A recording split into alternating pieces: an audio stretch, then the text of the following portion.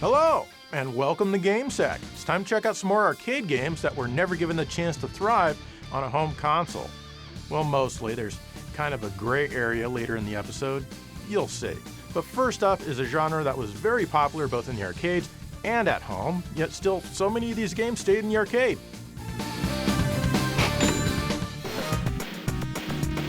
This is Silent Dragon, published by Taito and developed by East Technology in 1992.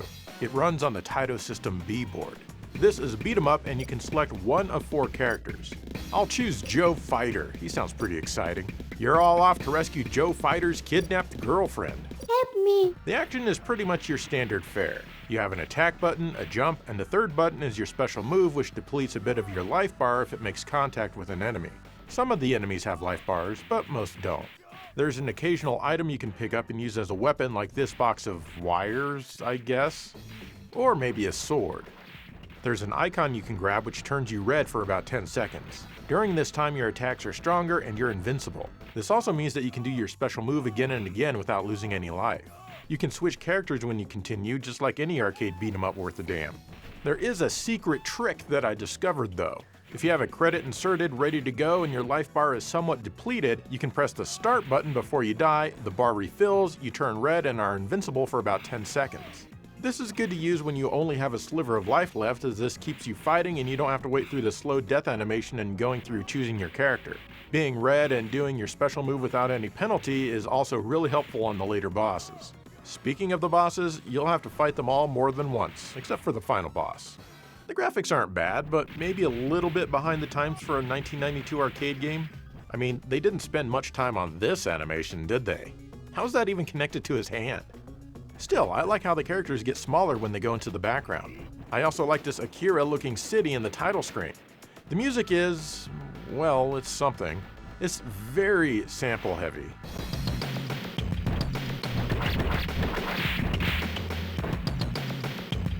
It's not bad, it's just, kinda there. When it comes down to it, this isn't necessarily a must-play, but if you like beat 'em ups, then it's worth the trip through once.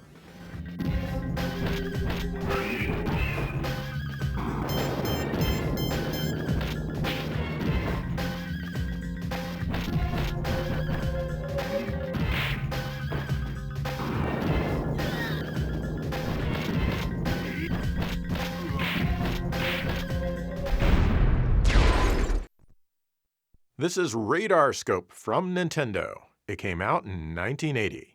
This is basically a Space Invaders clone. You need to shoot down 48 enemies per screen, and they shoot back. They also swoop down at you like Galaxian. The enemies sometimes shoot large projectiles, and if they make it to the bottom of the screen, a damage meter starts to fill up. If it fills up all the way, you lose a life. I find that I really don't have to worry much about this, as I just die normally before that even happens. Once you kill all 48 aliens, you get 48 more which are a different color, and they make different sounds. Speaking of the sounds, they are all unmistakably Nintendo. This one does its best to look more advanced than the likes of Space Invaders and Galaxian by having a tilted 3D-ish view of the playfield. The game itself isn't bad, but by the time it arrived in arcades, people just didn't want to play this crap. Nintendo banked very heavily on this game, so they had some 2,000 units just sitting in a warehouse, unsold. Their finances were suddenly in a world of hurt, thanks to the awful decision to bank so hard on this game. Stupid Nintendo. In order to get some use out of this unsold hardware, they had Shigeru Miyamoto design a game that would run on these cabinets. What did he end up making? Oh, nothing much, just Donkey Kong! This gave the world both Donkey Kong and Mario, then simply called Jumpman, as many of you know. This game was a huge shot in the arm for the company. That's right, they got the jab, the DK jab. And now, Nintendo is an absolute juggernaut. Stupid Nintendo, turning failure into monumental success. Anyway, I'm surprised Radar Scope never came home in some collection somewhere, at least not that I can find.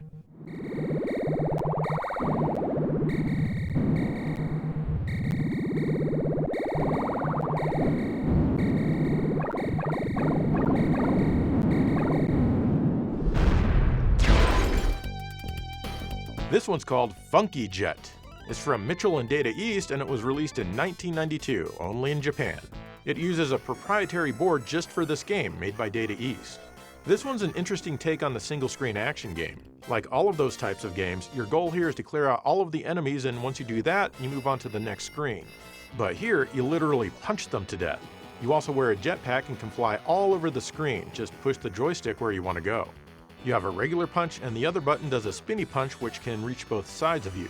This also changes the position of the enemy, so they switch which sides of you that they're on. This can be advantageous because you can punch enemies and make them slide into other enemies. When you kill multiple enemies at once in this manner, a power-up will float across the screen. This can be one of a few different things. A boot can give you a speed up and change you yellow while you have it. There's a glove to make your punches bigger and stronger for a little while. There are also little metal parts that look like bullets. Collect 5 of these and a jetpack drops somewhere on the screen.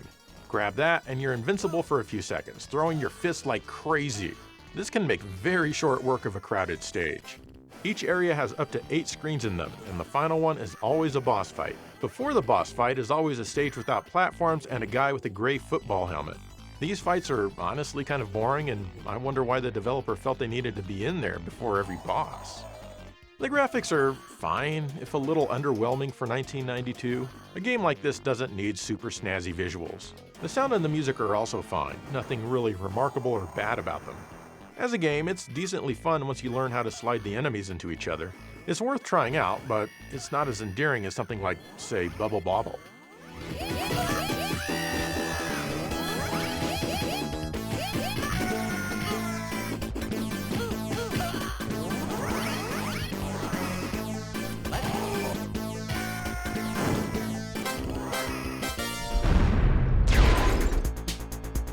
This is Air Combat 22 from Namco, released in 1995. This is a 3D airplane game just like all the other ones in the Ace/Air Combat series. Now, you may be wondering how this could be the 22nd game in the series way back in 1995 when the latest game released is Ace Combat 7 back in 2019. Well, silly, this isn't actually the 22nd game, it's just named that because it uses the Namco Super System 22 board. It's actually a follow-up to the first game. Anyway, you fly around and shoot down your enemies with missiles once you lock onto them. You also have guns, but they rarely help you out here. Once you get done with a batch of enemies, you move on to the next batch. Eventually, you'll reach an aircraft carrier where you need to destroy all of the aircraft on the carrier. Then, in a daring move, you need to blow up the carrier itself. After that, that's it, that's the game. Seriously, you can beat the whole thing in about 5 minutes. There's not much else here, though there is the dogfight mode. Good luck keeping the enemy in your sights. He just keeps flying away no matter what I do. The main game is fun, but I can't imagine anyone on the planet playing it more than once or twice. It just can't compete with the home games, and that's likely why it never came home. Target ahead, level. Missile away. Take off. Target 5 to Area 1. Let's start the second segment out the same way we started the first one, with a beat 'em up. Except these have some of them futuristic 3D graphics. Also, this is the gray area that I mentioned earlier, as this first one is on its way home, in a way.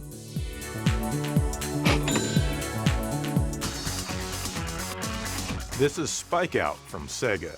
Ignore that online nonsense in the title. It came out in 1988 and runs on the Model 3 hardware. This is a 3D beat 'em up, and it's from Toshihiro Nagoshi, who would go on to make the Super Monkey Ball and Yakuza games. You can choose one of 4 wacky characters. It's like most beat 'em ups with 2 key differences. First and foremost, it's in 3D, duh. Secondly, it's wicked fast. I don't think I've seen many 2D beat 'em ups that have such a frenetic pace. Basically, you fight enemies in a section of a stage, and then when you're done with them, you run and smash a gate and make it to the next part of the stage. You have a punch button, a kick, a shift button, and a jump. The shift button kind of moves you around weirdly as you continue to face your opponents. The kick button acts as a charge, and once it's charged up, you have a very short time to release a more powerful attack. You can also collect super attack icons. You need to press punch, kick, and jump all simultaneously to use these. It results in an attack that will knock down any enemy close to you in any direction. You can also pick up weapons and use them, but damn, it's kind of tough to do. It took me a long time to figure it out. It turns out that you need to press down and 2 buttons simultaneously to do it, which is anything but intuitive. In fact, when I was trying to figure out how to do it, I was spamming buttons and accidentally backed out to Windows. Oops. The game is fun, and it shows that beat-em-ups can work in 3D. The graphics are great for their time, and the music is very energetic. I love the occasional sound effect from Super Monkey Ball. Or rather, Monkey Ball would end up using a few sound effects from this game. This game was actually announced for the Dreamcast before it launched, but Sega decided to cancel it instead because they hate all of us. In January 2024, this one will be featured in a Yakuza spin-off called Like a Dragon: Infinite Wealth. But I just wanted to mention it anyways. I'm going to talk about the entire series here. Plus, this episode is going to come out before that game. Not much before, but good enough.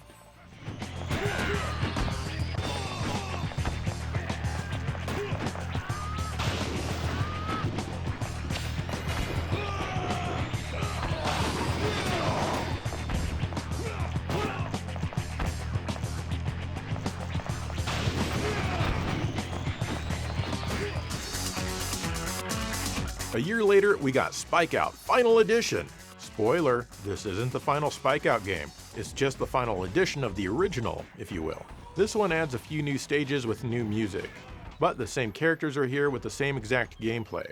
But don't fret, the stages from the original game are here as well. This is the version of the game that will be in Like a Dragon.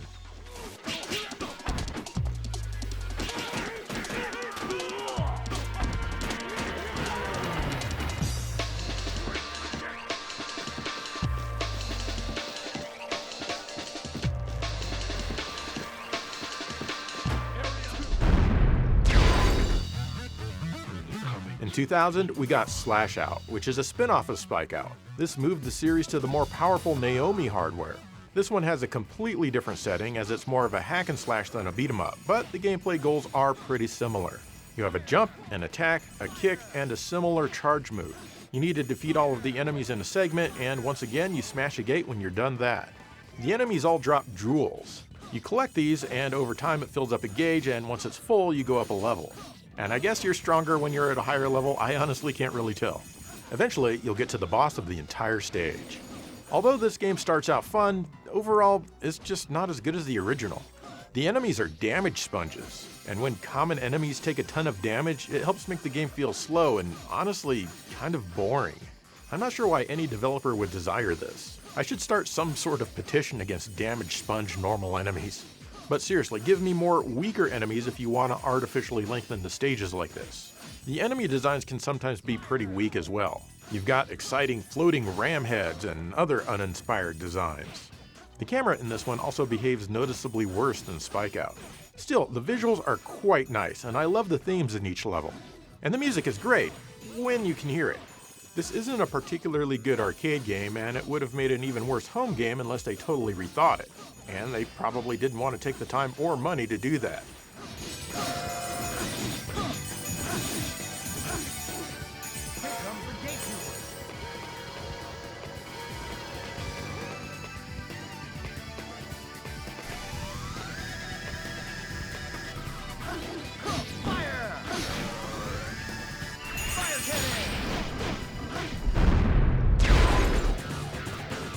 In 2001, we got another spin-off called Spiker's Battle. It's also on the Naomi hardware. This restores the original characters and adds a few new ones. Instead of traversing through a stage, you now just go stage to stage and you need to win 2 out of 3 rounds, just like a fighting game. You're always fighting against 3 other people. The controls and the moves are just like the original game. You have the charge meter, the special attacks, and the items that require a button combination to pick up. Since this is more of an arena fighting game, it does feel smaller than the original, and I get the impression that less time was spent in development since there was less to create. Still, it's moderately fun, but honestly I think I'd rather play the first game. At least the graphics are still fantastic. I like the destructible environments that are available in many stages. The music is pretty good too. Although this game kind of feels light in the content department, this still would have been a good one to bring home, and I couldn't even guess why they didn't.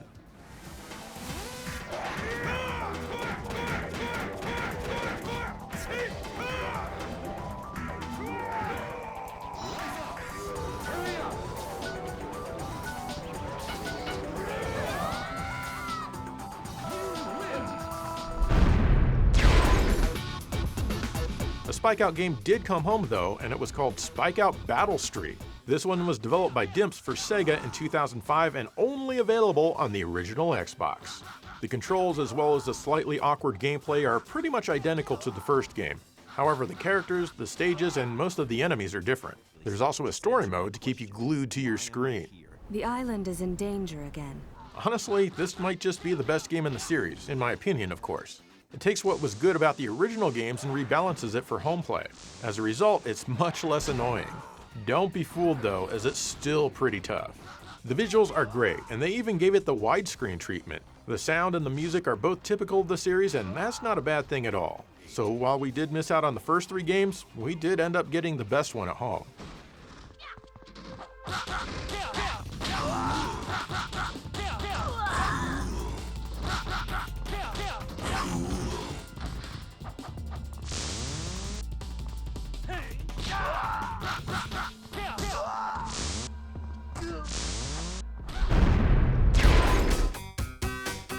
This is 64th Street, a detective story from Jaleco.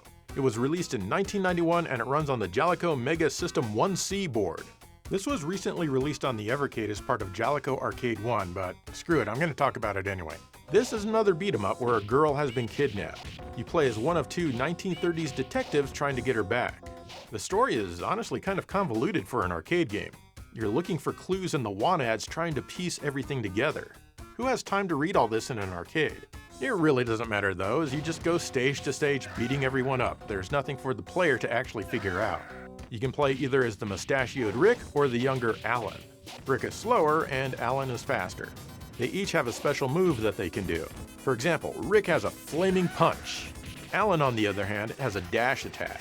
The dash attack is much more effective than the flaming punch, making Alan the all-around better character to play as. Other than that, you can jump. Oh, and throw enemies. In fact, the main gimmick of this game is that you can throw enemies into the background and they get smashed. This aspect is actually pretty fun. Many backgrounds can be damaged more than just once in the same spot, and I love that attention to detail. Sometimes you'll even need to throw an enemy into a door to proceed to the next part of the stage. The bosses kind of suck as they can be difficult to even touch until you learn them. This is where the dash move will come in handy. The rest of the gameplay itself is a bit slow and stiff, just like my delivery here on GameSack.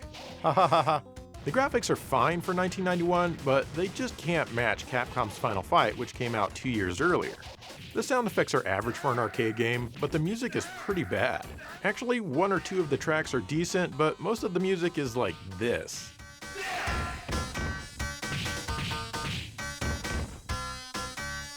Ew. Overall, I like the destructible environments in this one, and that alone makes it worth a trip through. Just one trip though. And I'm guessing the destructible environments are likely why this one never came home in its own time, as that would just eat up too much memory for a home cartridge.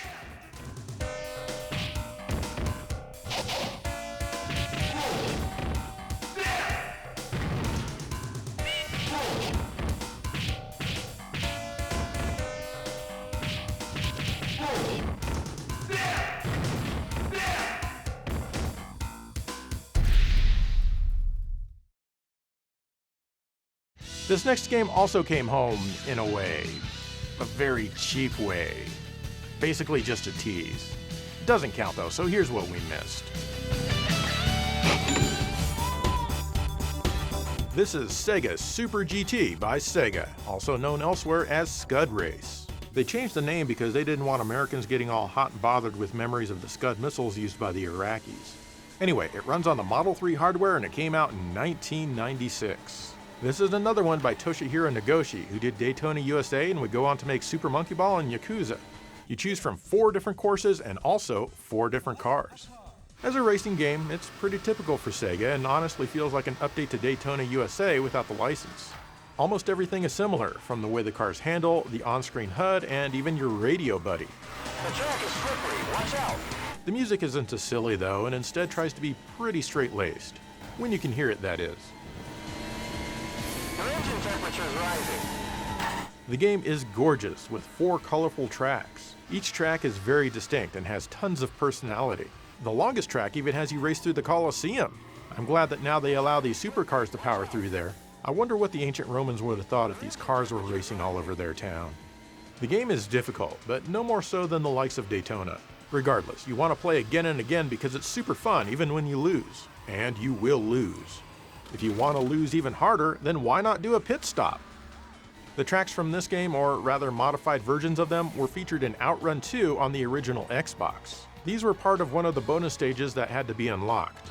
This doesn't count as a home port though. No way, no how.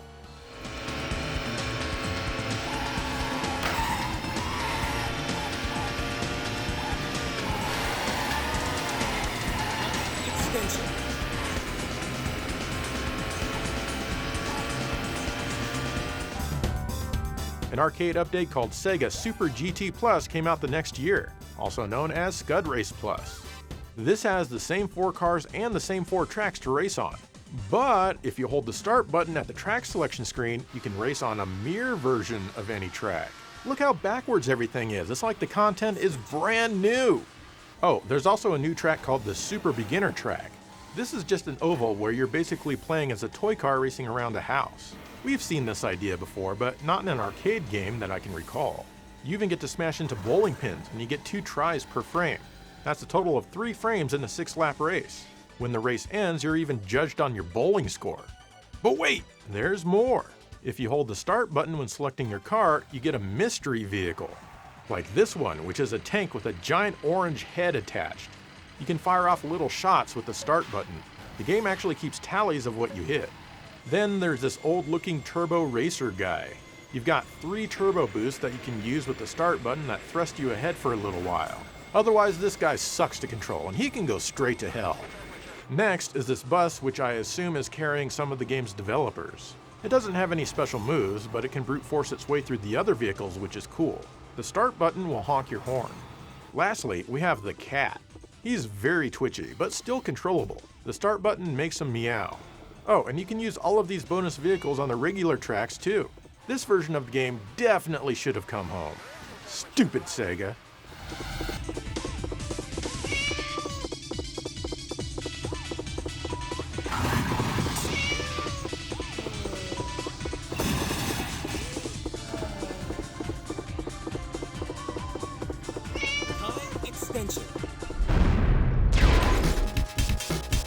This is Desert Breaker from Sega, another game from 1992.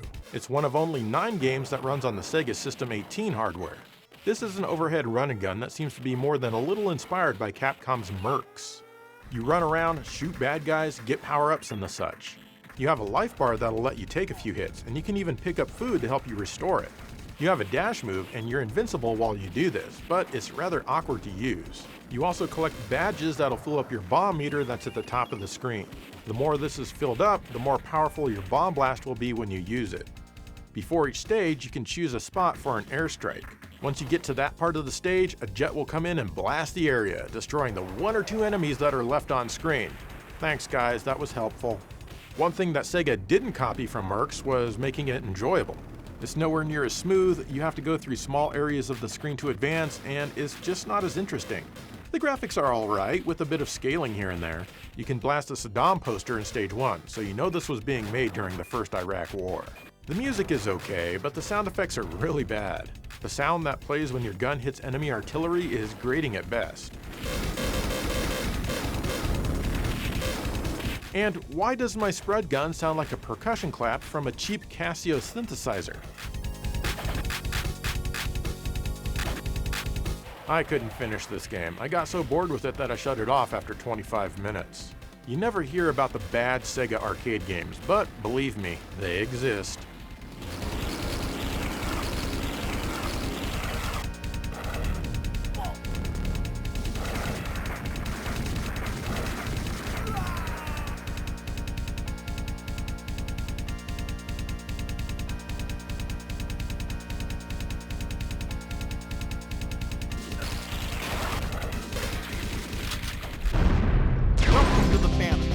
Get ready. Many of you know that Space Harrier is one of my favorite arcade games from the mid-80s. I mean, I do kind of bring it up a lot. But did you know that Sega brought out a spiritual sequel called Planet Harriers in late 2000 and early 2001? It runs on the Sega Hikaru hardware. Once again, it's by Toshihiro Nagoshi, who would go on to do Super Monkey Ball and Yakuza. This game is a similar type of deal compared to the original on the surface. You have a floating character that you can move around and you can shoot enemies. Also, if you're close to the ground, you can run. Other than those things, as well as the game's name, it's nothing like Space Harrier. In fact, it's closer to Panzer Dragoon than anything. You have another button that can lock onto enemies. There's also a secret trick so you can play as Opa Opa from Sega's Fantasy Zone. Overall, the game design is great in concept. You collect lots of money as you mow things down. There are shops twice in each stage where you can spend it on things like restoring life, a bigger health bar, a longer lock-on meter which will let you lock onto more things simultaneously, and things like that. There are also items that you can get out in the field like temporary barriers and whatnot. Oh, and you have a bomb attack that you can do if you have any in stock. Hell, the bosses even have life bars, it's all here! The pace of the game is pretty slow though, unlike Space Harrier. Still, the DNA is here for a good game, one that would be better at home than in the arcade if the balance were adjusted a bit. The graphics are great for their time with lots of color, detail, and smooth frame rates. The music is also pretty good, but it's not even close to being in the same ballpark as Space Harrier.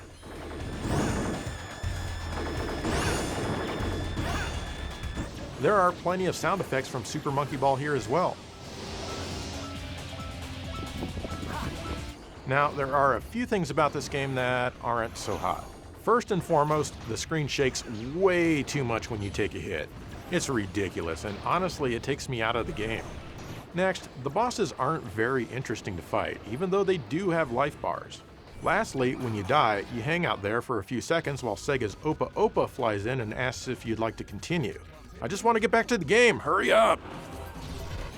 Sadly, the emulation of this game is, well, it's horrendous. It's very incomplete when it comes to displaying the graphics. You'll see that there's missing detail, layers in the wrong order, and lots of glitchy looking stuff. It actually affects the gameplay in many spots, look at this. It does seem to vary on your playthrough though, so sometimes it'll be bad and sometimes it's less bad. There's currently only one emulator that will play the Hikaru games, and as far as I know, it's been abandoned by its author for many years now. This game was supposedly going to get a release on the GameCube according to Wikipedia, but I don't recall hearing anything about that back in its time, and I got all of the gaming mags. I don't know, maybe I missed the page that it was reported on? I think the GameCube could have done this one justice, much more so than this incomplete emulator. Oh well.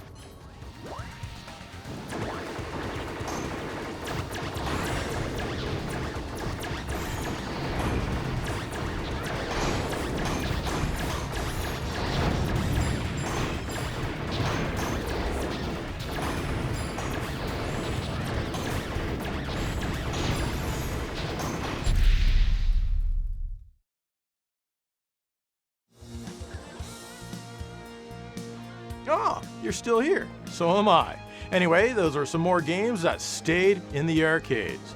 I'm really pissed about Planet Harriers.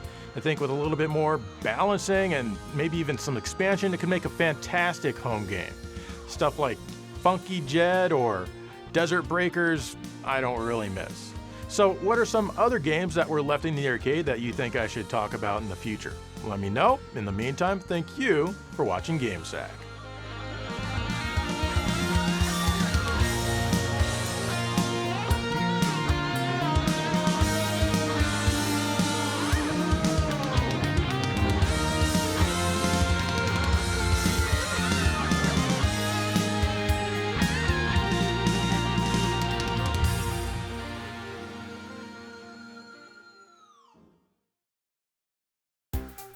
Hey, do you find that the leading brand breakfast cereal leaves you hungry? Do you crave more just to start your day? What if I told you, hey, where you going? Get back here.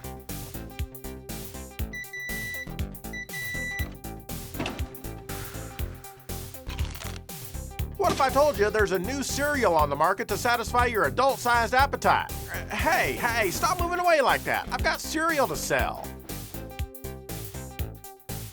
Imagine a new cereal that gives you the energy that you need for the day, along with all of the vitamins, calories, sugar, and copper chlorophyll that your body requires. Oh, not again, come on. Don't you like cereal? Some people, I swear. Our new cereal will also make your bowel movements adhere to the 3 F's, firm, full, and fun. Oh man, pull your pants up. Nobody needs to see that. Aren't you even gonna wipe, or flush, Or wash your hands? It's starting to smell in here. Hello? Woo. Anyway, try our cereal. Now with more cereal.